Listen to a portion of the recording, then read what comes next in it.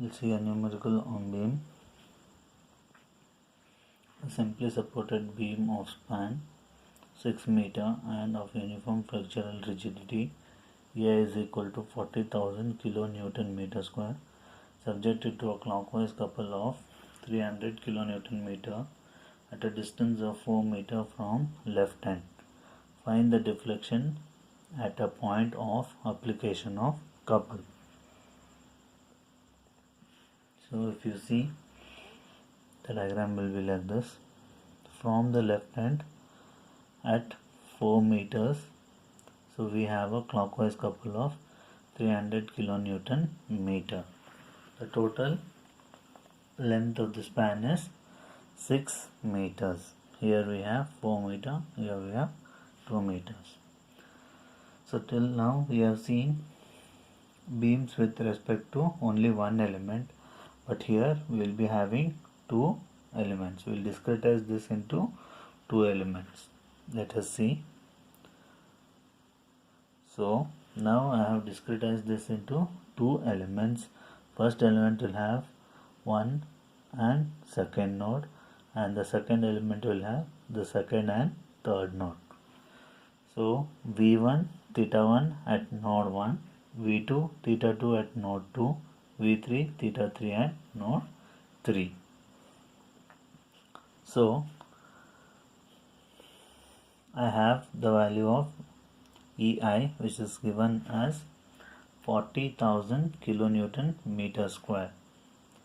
So directly I can find out K1 and K2. Here my elemental stiffness matrix will not be equal to the global stiffness matrix because I have two different lengths, and only elemental stiffness matrix will be equal to global stiffness if I have only one element.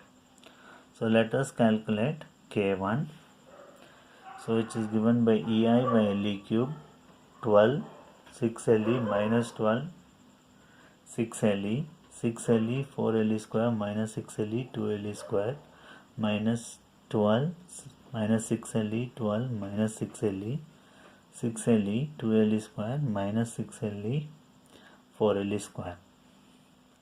Now first find out for first element what is the value of EI by LE cube.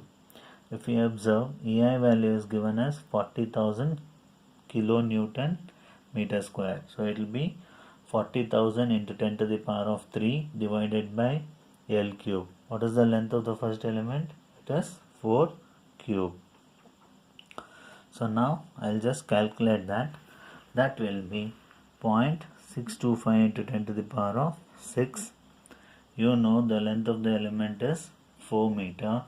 So 12, 6 LE will become 24 minus 12, 24. 24, 4 LE square will be 64 minus 24, 2 LE square will be 32.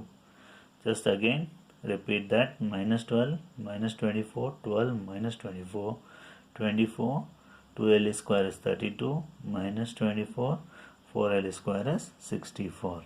I have just substitute the length value. Now take 10 to the power of 6 as the common factor. Just multiply this 0.625 inside the matrix. So if you observe that, so 10 to the power of 6 I am taking it. So 12 into 0.625, that will give me 7.5. 24 into 0.625 will give me 15. Again 12 into 0.625, that is minus 7.5. 24 into 0.625, that is 15. Similar way, just multiply 0.625 to the entire matrix. I will be getting this particular K1 matrix. So I have done with the elemental stiffness matrix for element 1. Similar way I am supposed to calculate for element 2. So if I am doing for element 2, again I have EI value which is 40,000 kilonewton. So into 10 to the power of 3 divided by length, that is 2 cube, 12 12 minus 12 12 12 16. The length value here in this case is 2. So 4 LE square will be 16, 2 LE square will be 8. So just substituting that, I will be getting the K2 matrix, that is stiffness matrix for element 2.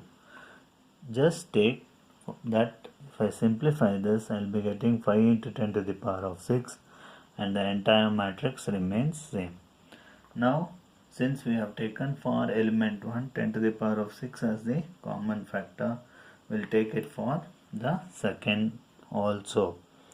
So 10 to the power of 6 I will take as the second one. So I will be getting 60, 60 minus 60, 60. Then I have 60, 80 minus 60, 40. So this is by multiplying 5 to the entire matrix. So now I have got K2. So K2 corresponding to which node? The node 2 and 3. If we observe, node 2 and 3 has V2 theta 2 and V3 theta 3. So I will be writing the corresponding equations there. V2 theta 2, V3 theta 3, V2 theta 2, V3 theta 3. If I take for K1, what it will be? V1 theta 1, V2 theta 2. So now I am supposed to find out the global stiffness matrix. So I have K1, which is given by this equation. I have K2, which is given by this. Now I am supposed to find out the total global stiffness matrix. So which is V1 theta 1, V2 theta 2, V3 theta 3. So it is V1 theta 1, V2 theta 2, V3 theta 3. So if you observe, what is the first one? V1, V1. So V1, V1 has a value of 7.5. So I'll write 7.5. Next one is theta 1, V1. Theta 1, V1 has the value of 15. So I'll write down 15. Next one is V2, V1. So that value is V2, V1 minus 7.5. I'll write down minus 7.5. Next is theta 2, V1. Theta 2, V1. It is 15. 15. So V3, V1, 0. Theta 3, V1 have 0 because my first node is nowhere connected to the third node. So I have found out the first row values. Similarly, note down the column values. That will be 15 minus 7.5, 15, 0, 0. I'm just noting down the row values for column. Next, theta 2, theta 1. So that means theta 1, theta 1, theta 1. What is the value of theta 1? Theta 1, it is 40. So I'll rewrite 40. Next is V2 theta 1. V2 theta 1, which is minus 15. So I'll write down minus 15. So next one is theta 2 theta 1. Theta 2 theta 1, 20 I have. So I'll write down 20. V3 theta 1, there is nowhere connected, so 0. Theta 3 theta 1, 0. So I have got the second row. Write down the second column. Next, V2, V2. So to find out V2, V2, I have V2, V2 as 7.5. Here in this matrix, if you see, V2, V2 is 60. So 60 plus 7.5, that will be 67.5. Next one is theta 2, V2. Theta 2, V2 minus 15. Then theta 2, V2, I have 60. So 60 minus 15, which is 45. Next one, V3, V2. V3, V2 minus 60. So I'll write down minus 60. Theta 3, V2. Theta 3, V2 is 60. So I'll write down 60. So I've got the third row values. Write the third column values. Next is theta 2, theta 2. So theta 2, theta 2. I have 40. Then theta 2, 80. 80 plus 40, that will give me 120. The next one is V3 theta 2. V3 theta 2, which is minus 60. So I will be writing minus 60. Theta 3. Next is theta 3 V. Theta 3 theta 2. Theta 3 theta 3. Theta 3 theta 2, that is 40. I will be writing 40. So I have got the fourth row values. Write down the fourth column. Next is V3 V3. V3 V3 is 60. Theta 3 V3 is minus 60. 60 minus 60. Then I will write down minus 60 over here. The last is theta 3 theta 3. I have theta 3 as 80. I will write down 80. So this gives me the global stiffness matrix. Now I am supposed to find out the force vector. So force vector, if you observe, there is no force which is applied for V1 theta 1, V2 theta 2.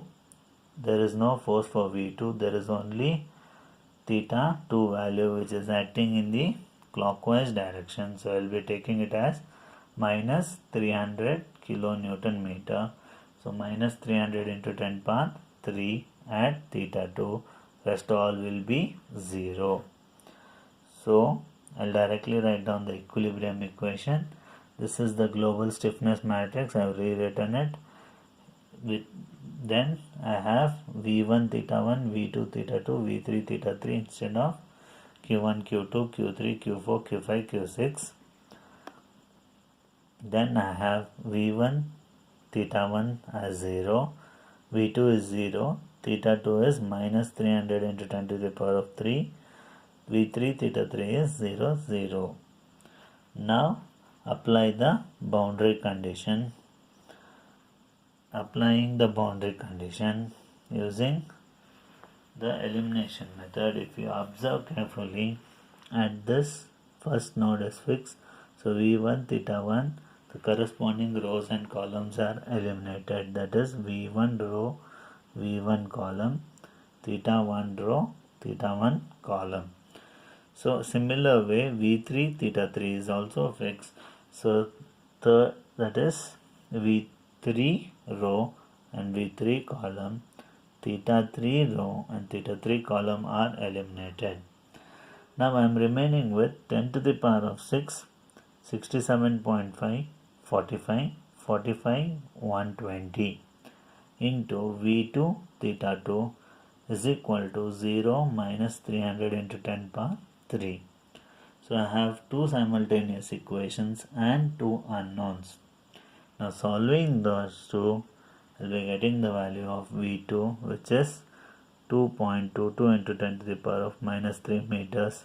Theta 2 is minus 3.33 into 10 to the power of minus 3 radian.